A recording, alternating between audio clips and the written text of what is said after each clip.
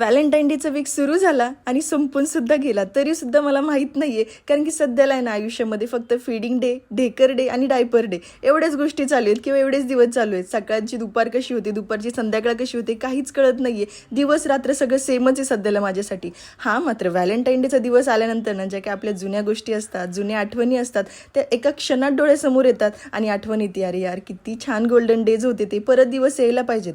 कारण की एकदा संसारात माणूस अडकून गेला ना, ह्या सगळ्या गोष्टी मागच राहून जातात. आणि परत मनामध्ये विचार आला की माझ्याकडे आता गोलू आहे, माऊ आहे, माझी फॅमिली कंप्लीट झाली, हेच माझं टेडी आहे आणि हेच माझं व्हॅलेंटाईन डे.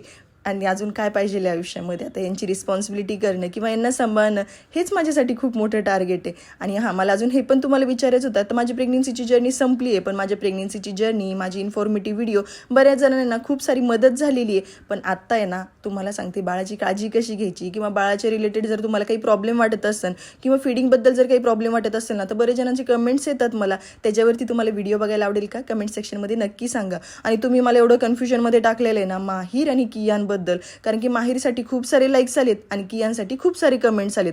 बघू, मी काहीतरी लवकर डिसाईड करा आणि लवकर तुम्हाला कळवेल. बाय.